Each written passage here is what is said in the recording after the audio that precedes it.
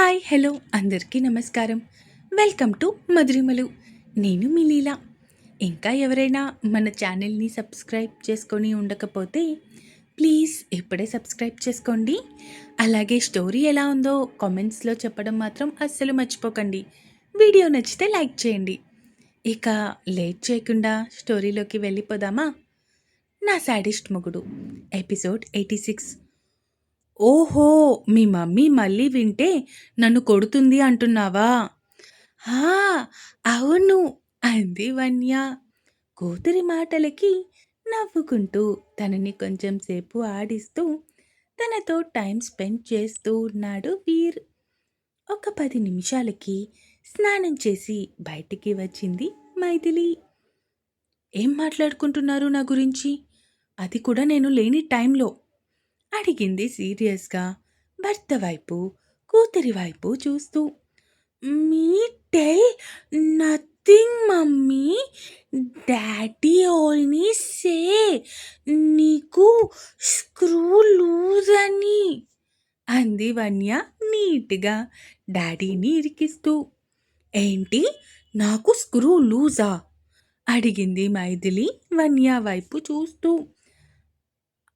ఆ మమ్మీ, నీకు screw loose కదా, that told me my and my నాన్న బోత్ టాకింగ్ కదా నాన్న అడిగింది వన్య అమాయకంగా ఫేస్ పెట్టి.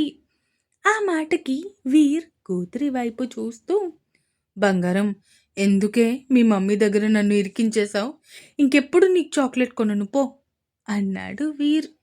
ఇంతలో చందన వన్యాని పిలవడంతో వన్య అక్కడి నుంచి వెళ్ళిపోయింది. వామ్మో, ఇప్పుడిది నన్ను చంపేస్తుంది. మెల్లగా సైడ్ అయిపోవడం బెటర్ అనుకుంటూ ఫోన్ పట్టుకొని పైకి లేచాడు వీర్. వీర్ వైపు సీరియస్గా చూస్తూ, ఏంటి మెల్లగా జారుకోవాలి అని ట్రై చేస్తున్నా? మర్యాదగా ఉండదు. నాకు స్క్రూ లూజా? చెప్పు, నాకు స్క్రూ లూజా? అడిగింది వీర్ మీదకి వెళ్తూ. వీర్ భార్య వైపు చూస్తూ, అవును, నీకు స్క్రూ బాగా లూజ్ అవుతుంది. అయితే ఏంటి? అడిగాడు భార్య నడుము చుట్టూ చేతులు వేసి తనని తన మీదకి లాక్కొని. ఏంటి, నాకు స్క్రూ లూజా?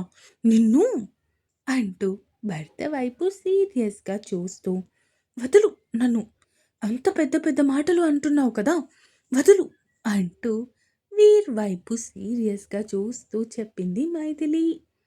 అయినా ఏంటి, ఈ మధ్య అసలు గ్యాప్ వచ్చింది అని బాగా కొమ్ములొచ్చాయి.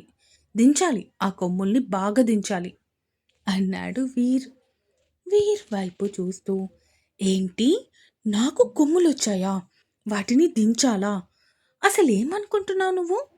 అంటూ ఇంకా ఏదో మాట్లాడబోయిన మైథిలి పెదాలను అందుకున్నాడు వీర్. ఊహించని పరిణామానికి ఒక్కసారిగా షాక్ అయ్యి అలా ఉండిపోయింది మైథిలి. మైథిలి వైపు చూస్తూ కన్ను కొట్టాడు వీర్. భర్త చేసిన పనికి అప్పటి వరకు కోపంతో బుసలు కొట్టిన మైథిలి కళ్ళు చిరుసిగ్గులు కమ్ముతూ కిందకి వాలిపోయాయి. వీళ్ళు ఇలా లోకాన్ని మరిచి ముద్దు మైకంలో తేలుతూ ఉండగా రూమ్లోకి వచ్చింది వన్య. డాడీ, నువ్వు వాట్ డూయింగ్ మమ్మీకి అడిగింది వన్య అయోమయంగా. ఒక్కసారిగా మైథిలి వీర్ ఇద్దరూ దూరం జరిగి ఒకేసారి పాప వైపు చూశారు. మైథిలి భర్త వైపు సీరియస్గా చూస్తూ, ఇప్పుడేం సమాధానం చెప్తావో చెప్పు నీ కూతురికి అడిగింది సీరియస్గా. వీర్ కూతురి వైపు అడుగులు వేస్తూ తనని చేరి తనని ఎత్తుకొని, అదే చెప్పాను కదా బంగారం, మమ్మీకి స్క్రూ లూజ్ అయింది అని, సో స్క్రూ టైట్ చేస్తున్నా. ఉమ్మా ఇస్తూ టైట్ చేయాలా డాడీ అడిగింది వన్య. కూతురు అడిగిన దానికి తల కొట్టుకుంది మైథిలి. దేవుడా, ఏదైతే జరగకూడదు అనుకున్నానో అదే జరిగిపోయింది. ఇది అడిగే క్వశ్చన్స్కి నేను అస్సలు ఆన్సర్ చేయలేకపోతున్నాను అనుకుంటూ అక్కడి నుంచి వెళ్ళిపోయింది మైథిలి. డాడీ యు టెల్ అడిగింది వన్య వీర్ వైపు సీరియస్గా చూస్తూ. ఆ! అవును బంగారం. అంతే. మీ మమ్మీకి అలా టైట్ చేస్తేనే టైట్ అవుతుంది అన్నాడు వీర్. ఓహో! అంది వన్య. కానీ ఈ విషయం ఎవరికీ చెప్పకూడదు. ఓకేనా? మళ్ళీ మమ్మీని వాళ్ళు జోక్ చేస్తారు అన్నాడు వీర్. పాప తండ్రి వైపు చూస్తూ ఓకే డాడీ అంది ఆవలిస్తూ. ఇక కిందకి వచ్చిన మైథిలి కుక్ని పక్కకి తప్పించి విహాన్ ఇంకా వన్య కోసం పాలు కాచి వాళ్ళ కోసం పాలు రెడీ చేస్తూ ఉంది. ఇంతలో అక్కడికి వచ్చిన విహాన్ అత్త వైపు చూస్తూ అత్త అత్త today you give hot chocolate అడిగాడు వాడు క్యూట్గా. టిఫిన్ తినేసాక ఇవ్వనా అడిగింది మైథిలి. ఓకే అన్నాడు వాడు నవ్వుతూ. తన బుచ్చి కన్నయ్య ఆనందం చూసి మైథిలి కూడా తెగ సంబరపడిపోయింది.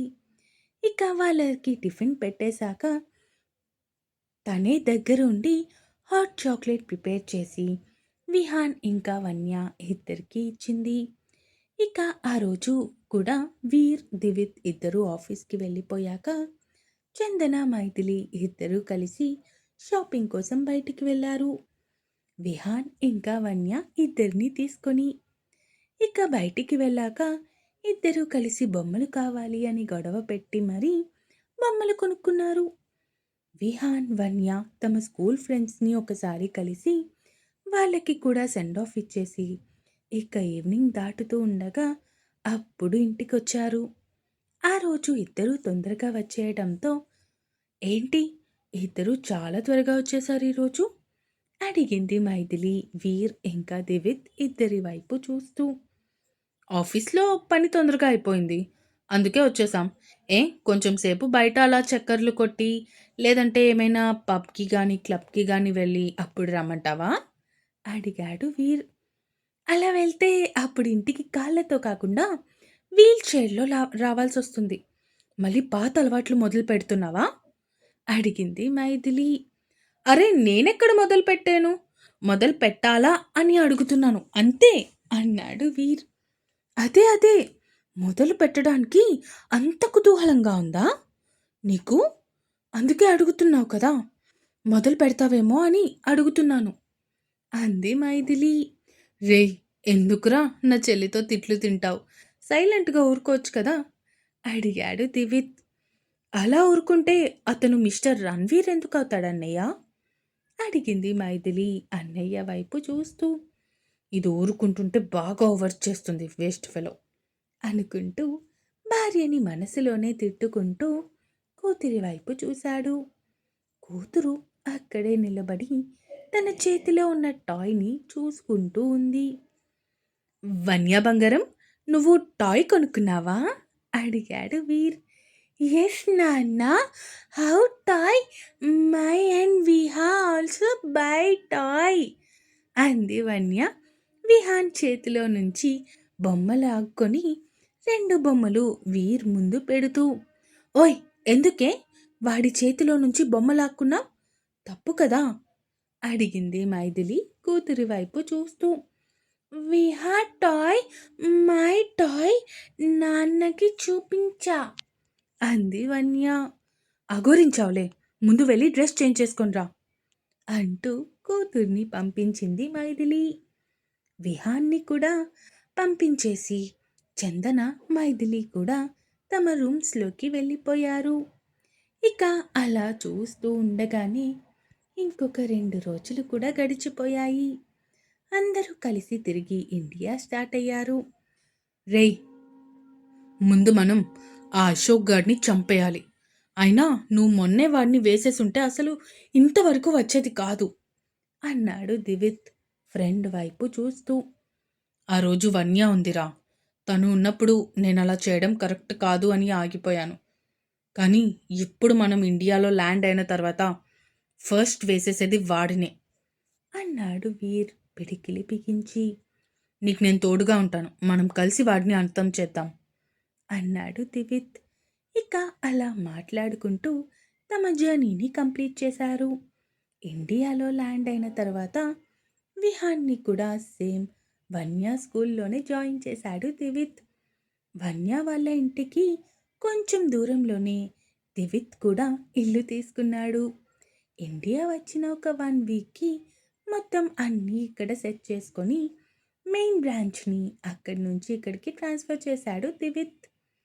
వన్య, విహాన్ ఇద్దరూ కలిసి డైలీ స్కూల్కి వెళ్ళి స్కూల్ నుంచి తిరిగి ఇంటికి వచ్చేసేవారు. వాళ్ళని పికప్ అండ్ డ్రాప్ చేసుకోవడానికి వెళ్ళేది మైథిలి. అలా అన్నీ సాఫీగా సాగిపోతూ 1 నెల రోజులు గడిచిపోయాయి. వన్ ఫైన్ మార్నింగ్ పాపని స్కూల్ దగ్గర డ్రాప్ చేసి ఇంటికి వచ్చేసరికి కూడా వీర్ ఇంకా నిద్రపోతూ కనిపించడంతో మైథిలి భర్త వైపు చూస్తూ భర్త దగ్గరికి వచ్చి, వీర్ వీర్ ఇంకా నిద్రపోతున్నావా? లేచి రెడీ అవ్వు, ఆఫీస్కి టైం అవుతుంది అంటూ నిద్రపోతున్న భర్తని నిద్రలేపే ప్రయత్నం చేస్తూ ఉంది మైథిలి. అబ్బా ఏంటి మేడం, కొంచెం సేపు పడుకోనివ్వండి. అసలే నైట్ అంతా నిద్ర లేకుండా చేసింది నా పెళ్ళం. ఇప్పుడు కూడా నిద్రపోకపోతే కష్టం అన్నాడు వీర్. భర్త మాటలకి తల కొట్టుకుంటూ, నేను నీకు నిద్ర లేకుండా చేశానా? ఎవరైనా వింటే నిజం అనుకుంటారు. నువ్వే కదా నైట్ మొత్తం నేను పడుకోకుండా చేశావు. అయినా చూడు, నేను మార్నింగ్ లేచి నీ కూతుర్ని రెడీ చేసి స్కూల్కి కూడా పంపించొచ్చాను. అయినా కూడా తమరు లేవలేదు. లే ముందు అంటూ బలవంతంగా భర్తని లేపి కూర్చోబెట్టింది.